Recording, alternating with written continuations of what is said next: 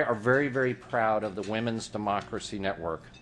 It was dreamed up by our Executive Vice President, Judy Van Rest, and it enables women from around the world to learn from each other as they seek greater involvement in their nation's political life. In the 5 years since we began the WDN, hundreds of women have enhanced their effectiveness and involvement in politics. Each year, we gather to present the Jeane Kirkpatrick Award, named for one of our nation's pioneering women, the first female ambassador to the United Nations, and an IRI board member. We're honored today to have a former award winner, Sherry Rahman, as one of our presenters. When Sherry received the award last year, she faced threats at home for her political views. We're very proud to have her here today as Pakistan's ambassador to the United States.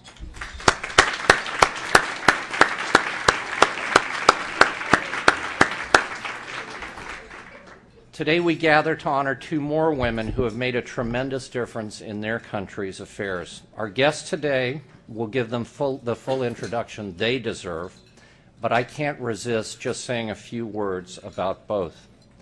Briefly, our honoree from overseas is Sihem Bensedrine, who I first met, as we were discussing, in 2004 when I was in Tunisia with the State Department. She was for decades one of President bin Ali's most prominent opponents, and for that she was exiled in 2009. One of the highlights of my professional life was to be able to return to a free Tunisia a year ago and be greeted by Sihem Bensedrine, who had by then returned to her country to run a radio station dedicated to furthering the revolution's goals. Ms. Bensedrine, it's a true honor to welcome you here today.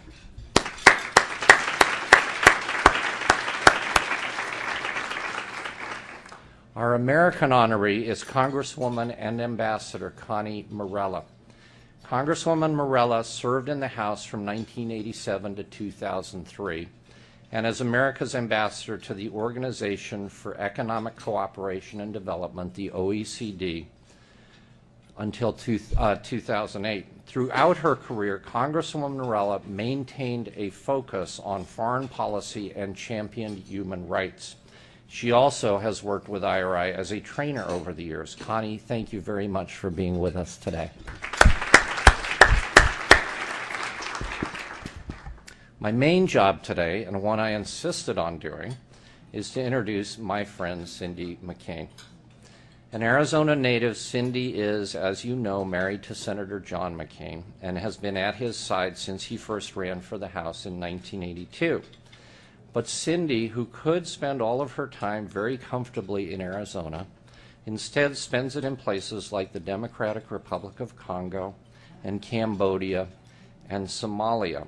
If you watched Piers Morgan on CNN last night, you would have heard her talk a little bit, because she is modest, about her work with the Halo Trust, a demining NGO. Cindy's on the Halo Trust board, but she prefers being involved in their field work. And from field experience, I can tell you, she can describe for you, for example, the different mechanisms and effects of a Cuban mine and a Soviet mine and a Chinese mine. She also sits on the board of the Eastern Congo Initiative, and again, she prefers working with them in the field. Now, we at IRI think we're tough, but I was glad to be with Cindy last summer as I watched her bring hope to a people in a village on the side of a volcano in Goma, the DRC, in a village so poor that the people squeeze banana leaves to get water. The pace of her work has picked up as the children she has raised beautifully have left home. Cindy and John's first son is a U.S. Navy helicopter pilot. Their second son is in college after tours in Afghanistan and Iraq as an enlisted Marine. Some of you may have heard of their first daughter, Meghan McCain, who is following in the family tradition of being an iconoclast. And Cindy met her youngest daughter at an orphanage in Bangladesh, and Bridget is now in college in Arizona. So certainly Cindy is proudly John McCain's wife, but now maybe you understand why we at IRI also think of her as a soulmate. Ladies and gentlemen, Cindy McCain.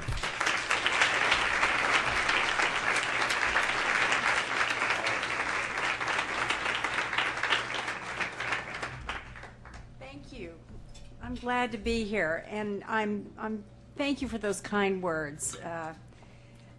As I was reading the bios of some of our people that have joined us today, I was feeling extremely inadequate.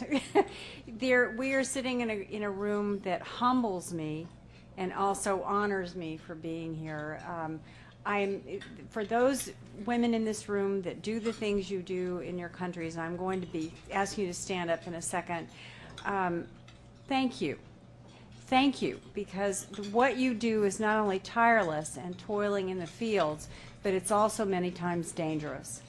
And for women around the world, you are true beacons. And our job at IRI and our job as women is to encourage other women to not only continue what you're doing, but to join the fight.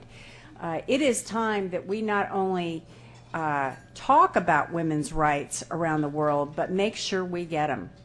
And I have made a promise to the women that I meet around the world that I will continue to carry their message, continue to beat on the doors, and continue to do what I can do in a very small way to help give a voice to the voiceless. And so I want to thank all of you for being here and traveling so far to come and join us, and to let us hear what you have to say and hopefully learn from what we can offer as well.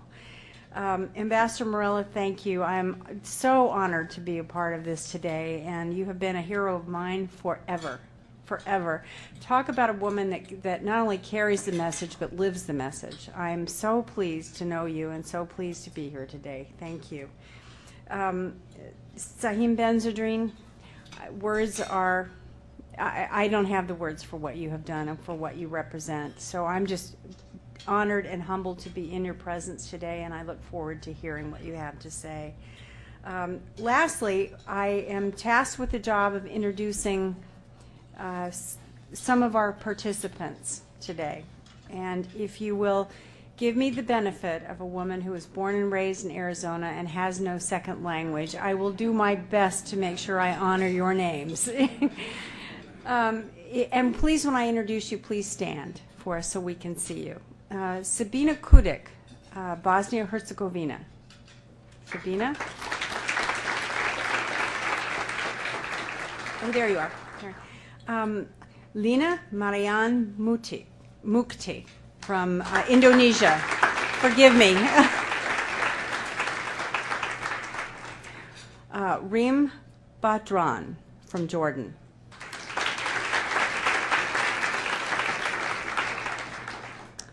Tanya Tomic, Macedonia.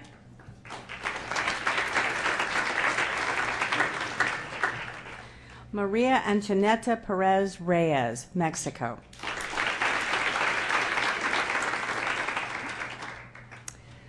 Bachimug Mijidorji, Mongolia.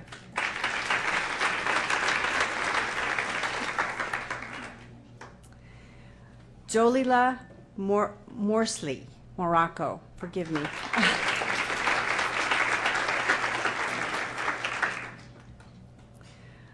Margriet Keizer, Netherlands.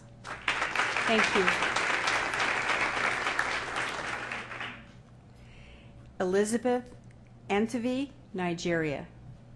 Did I butcher that too badly? I hope not. Thank you. Thank you. And last but not least, Perry Aritua, Uganda.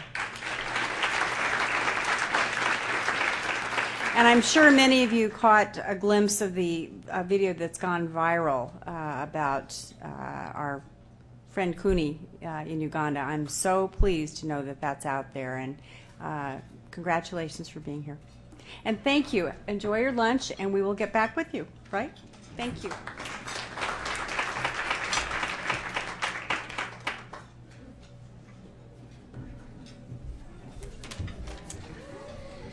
Thank you very much, Mrs. McCain, and I'm glad that everyone is seemingly finding old and new friends here. My name is Michelle Beckering, and I'm the director of the Women's Democracy Network. And I want to thank you once again on behalf of myself and IRI's leadership, Lauren Kriener and Vice President Judy Van Rest, for attending today's lunch, which is in honor of Jeane J. Kirkpatrick, who was the first U.S. woman to serve as ambassador to the United Nations. And we are so proud that she was also a longtime IRI board member and a strong supporter of women's programming, and specifically the launch of the Women's Democracy Network in 2006. WDN holds this event every year in honor and recognition of International Women's Day. And we use this platform to recognize women as we have here, Ambassador Morella, Ambassador Raymond, Mrs. McCain, and Ms. Bensedrine, who are women leaders who set an example for all of us of women who have achieved so much in their own careers, but have also lent a helping hand to other women. And WDN was established for that very fact in 2006, to create a global network of women who were able to really help each other overcome the barriers that they were all facing, and also share the best practices needed to achieve leadership positions. Today, we are very proud that WDN is active in 55 countries in every region of the world. And as Mrs. McCain has introduced, I'm so proud that we have here 10 women who represent 10 of our countries. I also want to give a special note of recognition to Ambassador Josephine Agiambo. If she could stand. Ambassador Ojiambo, it should be noted, is one of the founding members of the Women's Democracy Network from Kenya, and I think is a perfect example of the success story of WDN. Today, Dr. Ojiambo is actually Kenya's Deputy Representative to the United Nations, and we are so proud that she continues to work with WDN to empower women not only in Kenya but around the world in her new position. And I also want to point out member of the Ugandan Parliament, Christine Bako. I believe Christine is here. Christine is here on an international delegation through State Department and is one of the leading one of the leading members who has launched a Uganda country chapter where women in the national parliament, like Christine, go to the regions to help increase the capacity of women at the local levels who often have less access to resources or educated, capable women who can help share their experiences. Today, we also are very delighted to be joined by another IRI initiative, and this is the Arab Women's Leadership Institute. Today, there's a delegation of members from Iraq, Jordan, Morocco, Bahrain, and Tunisia. And ladies, if you wouldn't mind, if you could please stand so that we could officially welcome you.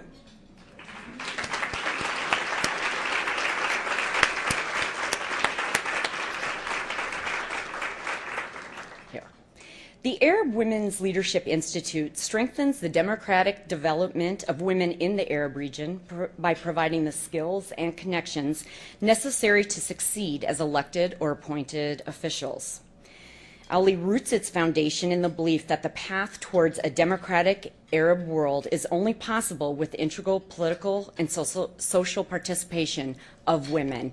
And this delegation here truly also represents some of the most vibrant and active members of AWLE, and we're really pleased to have you with us here today on International Women's Day. Happy International Women's Day to everyone. I'm Judy Van Rest, Executive Vice President of IRI. And I want to thank you for joining us today. I'm going to begin the awards ceremony, and so continue eating if you're not finished.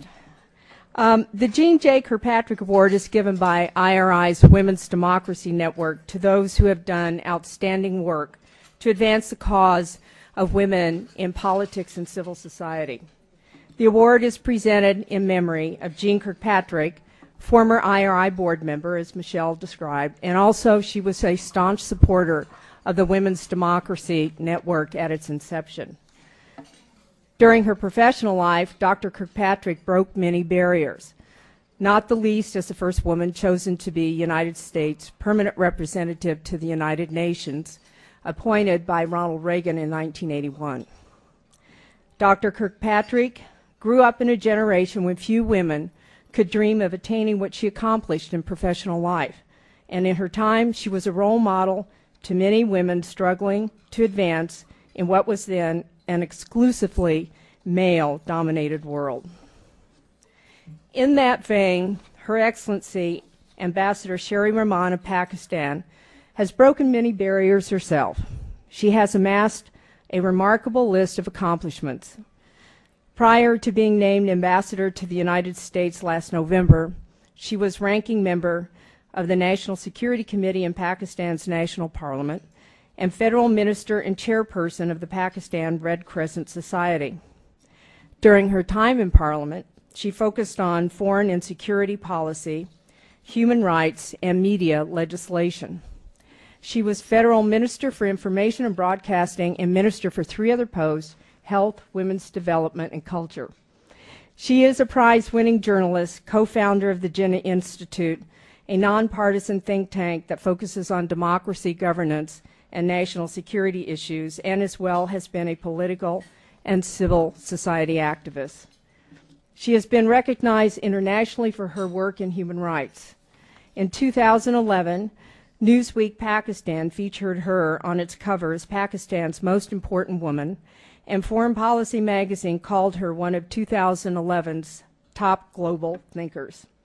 She has braved arrests, tear gassing, injuries, and confinement to bring democracy to her country. And for these courageous acts, IRI named her several years ago as one of the world's democracy's heroes. Ambassador Rahman has faced the harsh realities of women fighting against extremism in their countries, and her expressed views have put her at great personal risk. She is an outspoken proponent of women's rights and has worked tirelessly to provide women and children access to health and education. As a member of Parliament, she introduced legislation on domestic violence and affirmative action for women and put forth bills that would abolish honor killings and amend a blasphemy law sometimes used to persecute women and minorities. Last year, WDN presented her with the 2011 Jeane Kirkpatrick Award. Unable to travel due to concerns over her safety, she graciously accepted the award through a video message which opened with a compliment to WDN. She said, "It is coalitions like yours that give women hope all over the world, where a strong sense of partnership guides us through minefields of oppression, denied opportunities, and onerous odds. I wish I could have been among you tonight to build on old relationships and spark new ones." Well, Madam Ambassador, who knew that a year later you would be able to do just that? We are pleased and delighted that you are here to now present the 2012 Jeane Kirkpatrick Award to another fearless trailblazer, Sihem Bensedrine of Tunisia, whose life has taken a similar track, courageously fighting for the same things for her country: freedom of expression, human rights, and women's rights. Sherry.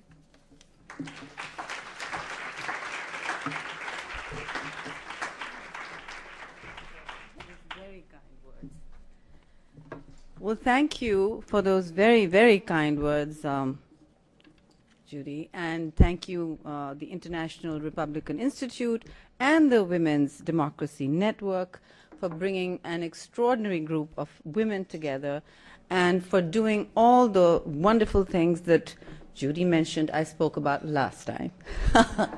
I am not here to really speak about what is going on in Pakistan or my life, but I just want to take the opportunity to appreciate the women who hold up the sky, who make the world go round. It's not money these days. It is women. And also to strongly lend voice to all those women of courage who go unrecognized. And I think it's a wonderful tribute to not just human rights, but the pursuit of justice and liberty all over the world, that these institutions, IRI and WDN, go to the trouble of bringing women together and sharing our experiences. It's very important, especially when you're behind a sandbag, to know that somebody out there is looking out for you, is thinking of you, and is holding out a hand of support. So thank you once again for all your good work and your support over the years. We have not just built partnerships, but I think we've developed friendships, and I plan to have a gossip later at some point, because now I'm in Washington. And I'd just like to say yesterday was also an exciting evening for us. We had at the Pakistan Embassy a curtain raiser for International Women's Day, which is something that we recognize and work for every year in Pakistan. Certainly my government does, and I always do. It's a reflexive kind of thing. So I asked my embassy, what are we doing on International Women's Day? And they said, okay, now a woman's in charge, so we'll have to be working on it. And there they are, some of my fellow colleagues. And I think I managed to put many of the men on notice last night, good men, but that they do have to strive very hard to stand shoulder to shoulder if they're looking for reform, and reform is essential. And for any democracy to work, we have, and I want to again take this opportunity, I am a parliamentarian, so it's very hard for me to be separated from a mic. I was rather, but I just want to say that Pakistan has made great strides in building laws and a firm and solid, and I'm very proud to say I think a enviable architecture of laws to protect women just over the last 3 years. And I'm proud to say that we have one of the better sexual harassment laws now in place in the country. I moved it first when I was women's minister, and now it has come through. Yesterday, the president, it would be, well, yesterday in Pakistan, but today the president of Pakistan, today on International Women's Day, was signing in one of our most important bills, not just the domestic violence bill that has come through, and I'm happy to say, as I said last night, I'm looking to put a lot of people in jail if they are running around abusing women, throwing acid in women's faces. And I also want to say that this kind of law is actually something, I'm happy to say it's something that we are not just supporting, but making sure it goes down to the grassroots. We already have found, we have made many convictions under the sexual harassment law while I was there already. In public sector organizations, mind you, the private sector is following through. There's a code of conduct, and it's a landmark law that South Asia and even China, I'm told, is looking to adopt. So that's a big congratulations to all the women in this room, and I'd just like to say that when we achieve any success, it's always the success of our sisters in common endeavor, who have all assisted us over the years. Laws don't happen overnight. Justice doesn't show up on your doorstep. It's a long, protracted struggle, sometimes 4 steps back and 2 forward, but which goal worth risking your life for is easy. And I know that Sihem Bensedrine has risked her life for speaking out at a difficult time for Tunisia for 23 years under dictatorship. She has resisted oppression and resisted curbs on the media. Being a journalist, I know how important it is to amplify not just your voice, but to speak the truth as often and as clearly as you can. I also want to say that she's the founder of the National Council for Liberties in Tunisia, and she runs something called the Observatory for Freedom of the Press, Publishing and Creation, and Kalima, an independent news website and radio stations. And you know, radio stations really do revolutionize discourse and change the narrative, so keep at it, because that's what everybody's listening to, not, we hope, television. We have 80 television channels now in Pakistan, and they're raucous.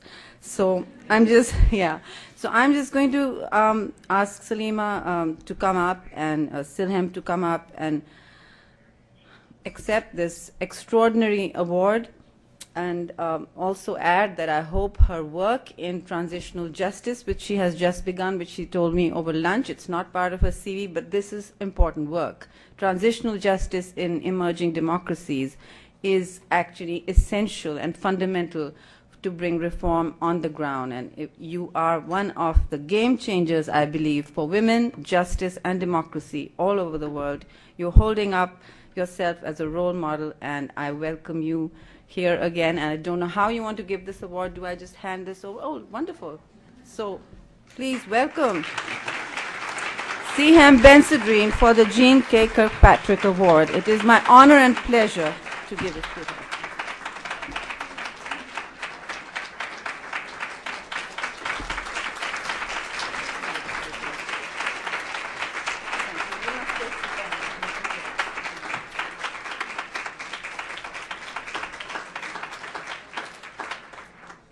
And the mic's yours now.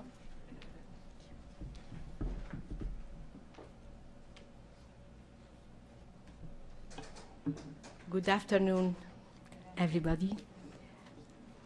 When I visited first time the US in 1994, when people ask me where we are from, and I answer Tunisia, they ask, Indonesia? No, Tunisia. Where is it? Today people know where is Tunisia.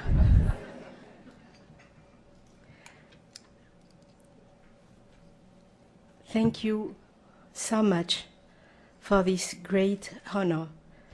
I'm very moved by this recognition of my work in independent media and human rights. Tunisia has written the first page of the Arab Spring. Tunisia begins work now writing the second chapter of the Arab model of transition to democracy. The fall of the dictator has not resulted in the disappearance of the structures of the dictatorship. Far from it. The old regime coexists, yet powerful, with the new one, fragile, but enjoying popular legitimacy. A fierce struggle is being waged between them. It is not without risk, and it is laborious and painful. But the democratic baby is emerging. We have just had our first free and fair elections in 50 years.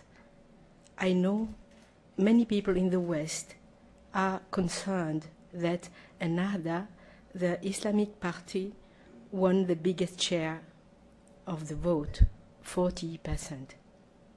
But we are confident about the future of our country and in the ability of all forces to engage in building democracy.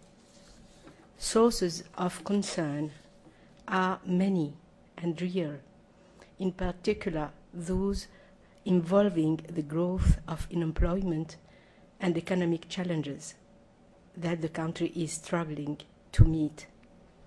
But whatever the threat to the process of transition to democracy, the will to succeed is so strong that these challenges will not have a substantial impact on the result. Our new elected Constituent Assembly is now drafting a new constitution that embodies human rights values and that affirms individual civil liberty, including women's rights. The universality of human rights is a principle that we share with you. But universality doesn't mean standardization. Human rights must be implemented in context so that people appropriate them. The Tunisian women are proud of the achievement they have managed to put into law for half a century. They will never accept that reactionary forces attempt to revoke them. More than that, they are mobilizing to inspire women of Saudi Arabia, Bahrain, as far as Syria. However, they will never accept that our partners see some misfortune and turn blind eye to others. We are now building our democratic institution. It is not easy at all, and it takes time. I believe the best safeguard of our women's rights is to have an engaged civil society and a vibrant and free media landscape. We need a citizenry that is well informed and remains vigilant. The Jeane Kirkpatrick Award 2011 go to each Tunisian woman. She deserves it. I'm just a messenger. Thank you again.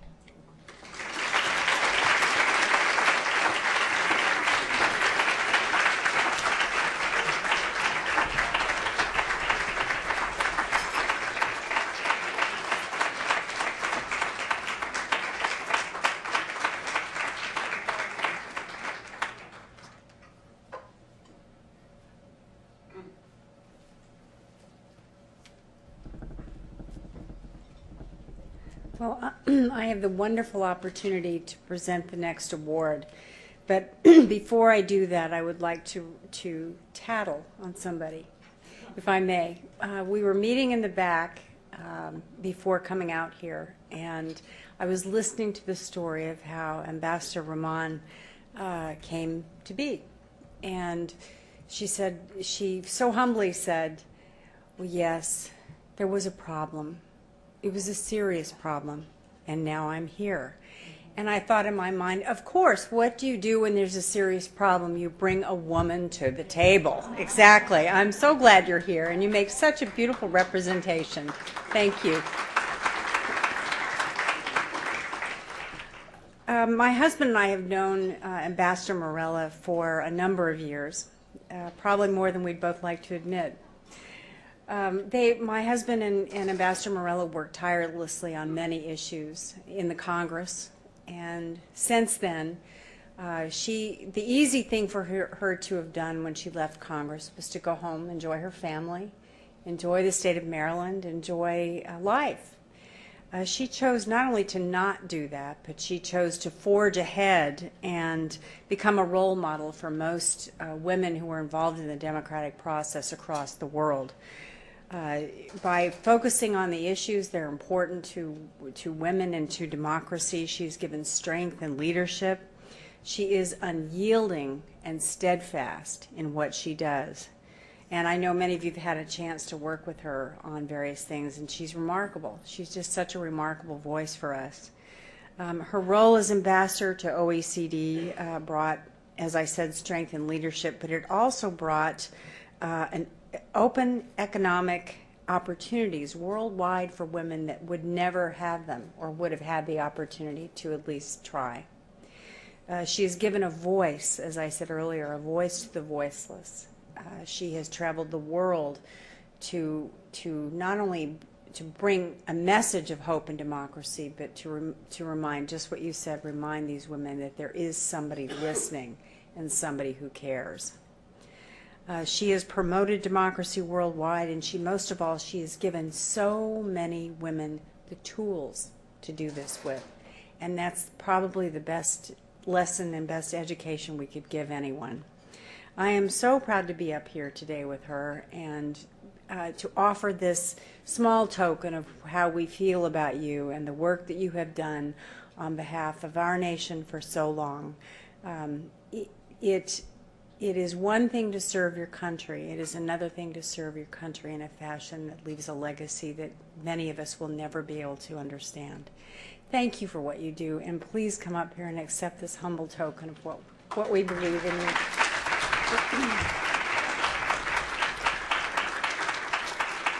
don't know, I had a recorder. I was recording what she said. Thank you very much. Great. Thank you.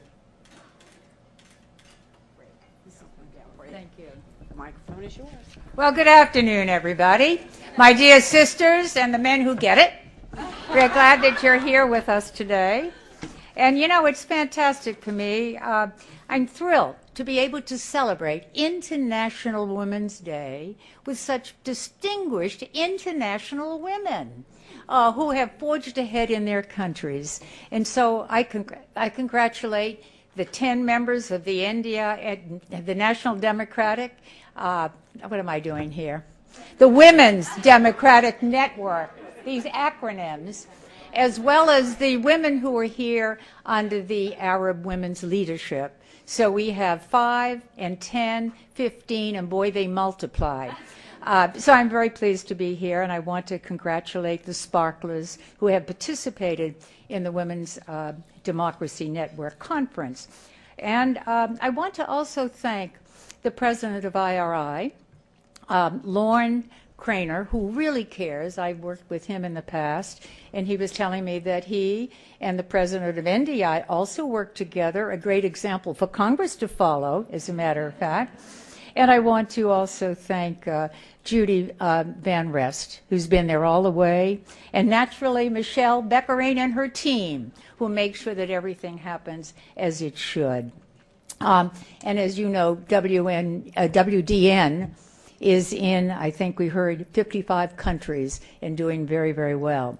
Well, I'm honored and humbled to receive this Jeane J. Kirkpatrick Award, to walk in the footsteps of last year's awardee, Ambassador Sherry Riemann, to be a recipient with the courageous Sihem Bensedrine, whose ambassador, as a matter of fact, is here also to pay tribute to you. She's such a great journalist from Tunisia, and to be introduced by Mrs. Cindy McCain, whom I admire so much as a woman who is a patriot, a humanitarian. You have heard about her adventures throughout various countries where she has given so much of herself and brought in a lot of resources to continue to enhance people, human beings. We are very fortunate to have Senator McCain in the Congress, and he is fortunate to have such a dynamic and supportive partner. You know, Dr. Kirkpatrick spoke years ago at an event in Montgomery County, Maryland, and she was given a very lavish introduction, as I was. And I remember she quoted Mae West. Mae West was a figure from old movies. And her quote was, too much of a good thing can be downright enjoyable. And so I know she went on and on with her introduction, but I enjoyed it very much. That's the way I feel about such an introduction. I'm pleased to see so many of my friends. I mean, Paula Dobriansky was here, Connie Newman, so many others who are here today. I met Dr. Kirkpatrick when she was a college professor, as a matter of fact. And that was in the 70s. She was a very articulate proponent of equity for women even then. And you know, as was mentioned, and as you know, she went on then to become not only a security advisor for President Reagan, but our first woman ambassador at the United Nations. So I'm very proud to receive, and very humbled to receive this award, again in your name, in the name of women throughout the world that is in her name. Okay, so the women's movement put the movement into me back in the 70s, and I became an advocate for equity for women in health, against violence, employment, education, all of those issues. I remember knocking on doors because politics, as you know, is about people. And sometimes somebody would say, "Are you running as a woman?" And do I have a choice? I served in my state legislature in Maryland for 8 years. See my friend here. And then I was elected to the United States House of Representatives, where I served for 16 years. And you know, I served on a number of committees, as you all do too in your home countries. But I always felt that I needed to be a leader on women's issues. After all, you know, I am a woman. And to assure that women's voices would be heard, and that there would be participation of women in all areas. Women need to be at the table when decisions are made. And you know, In most countries, women are more than 50% of the population. Don't you think we need to be heard? Don't you think we need to be given opportunities and support and political power to raise up our nations? I think you agree.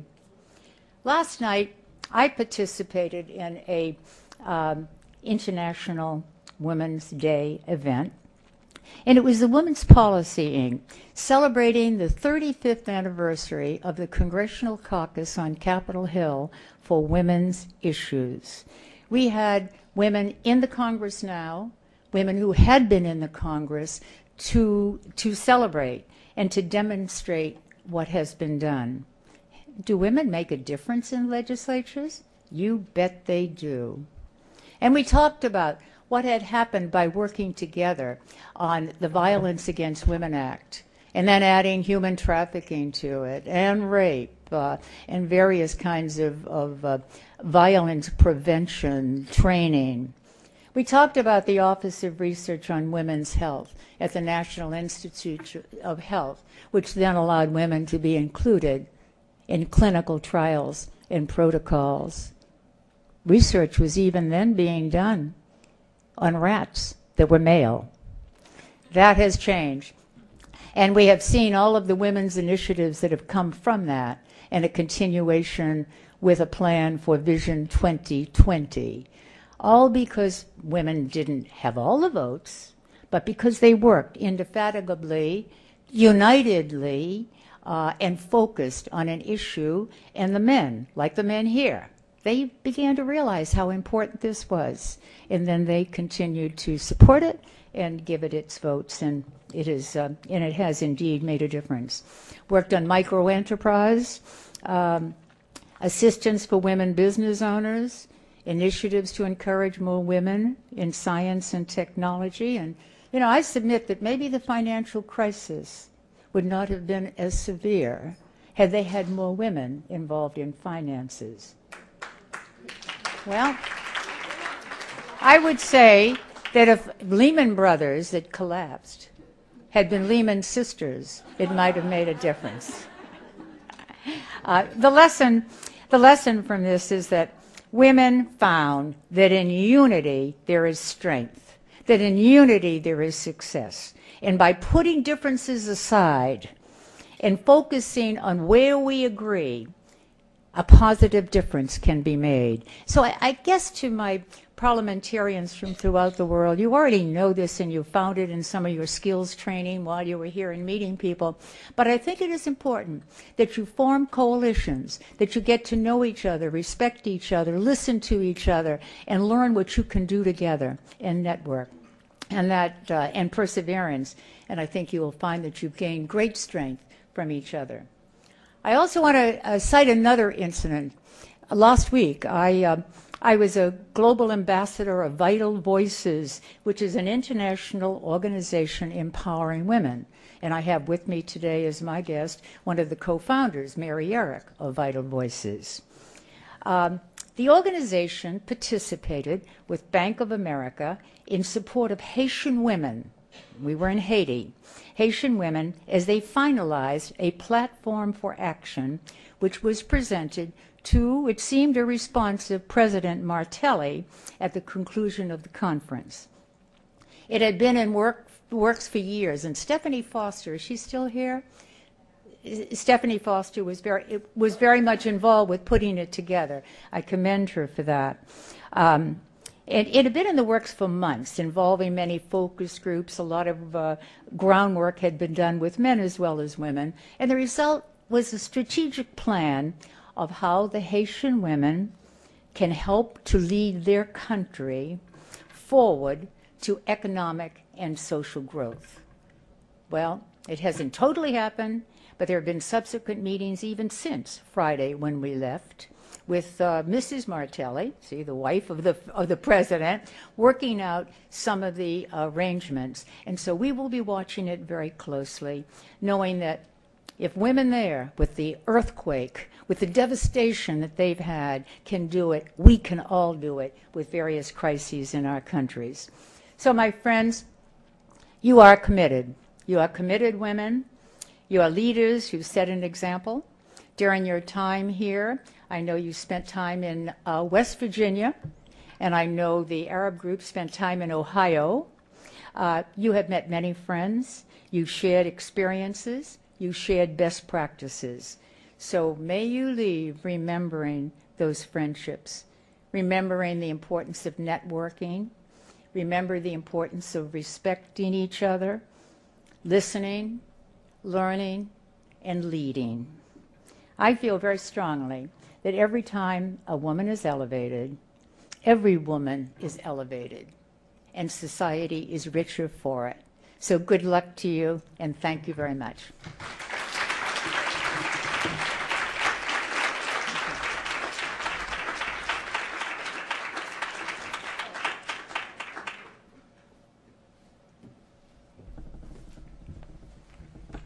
Well, it's sort of hard to follow that speech.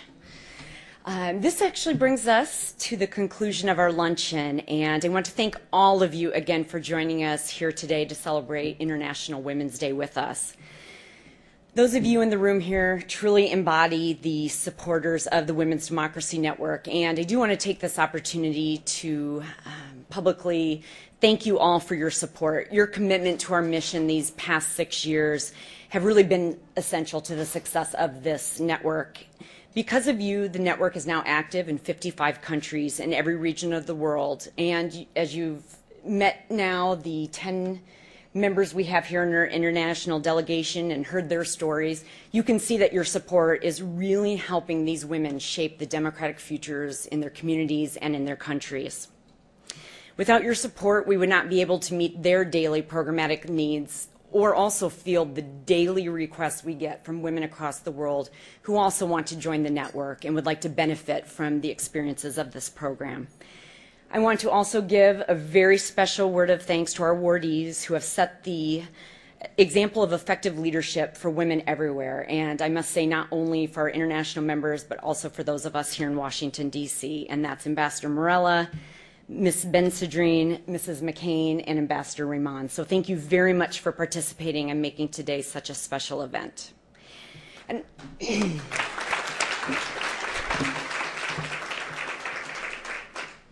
now, since I have the floor, I will take advantage of the microphone to actually say a personal word of thanks to Judy Van Rest.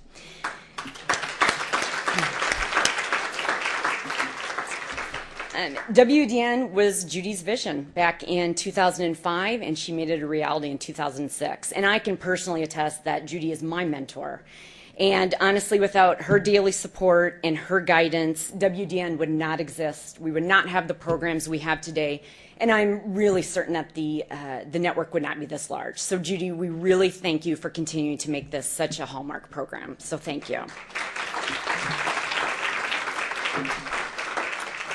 And lastly, because I just get to be the window dressing up here for WDN, I want to thank my own team, who actually are integral in making sure that not only our trip to West Virginia, our legislative exchange, and also our program here were so successful. So Carrie Anderson, Lisa Creasy, Jessica Flegel, Johanna Hellrigel, Allison Porty, and Kathleen Schmiermund, thank you all so much, and especially Rebecca Pemberton, without whom we would not have this event or this lunch. So I want to thank all of them for their help. And finally, I want to thank WDN's global members. Your courage and your dedication inspire all of us in this room, and especially in WDN and at IRI, to work harder and to reach a little bit higher ourselves every day. You're a partner today, but as we've talked about this week, I really hope there's an opportunity one year when it's International Women's Day and we're at another luncheon like this that we actually sit back and we kind of joke and say, do you remember when we actually had to have WDN? Because there was such an issue at that time that we couldn't get women's numbers increased in political participation. Can you remember that used to be a problem? And I really hope someday with all of you that we can laugh about that because we've succeeded in raising those numbers so high. So I want to thank all of you again for joining us. This concludes our luncheon.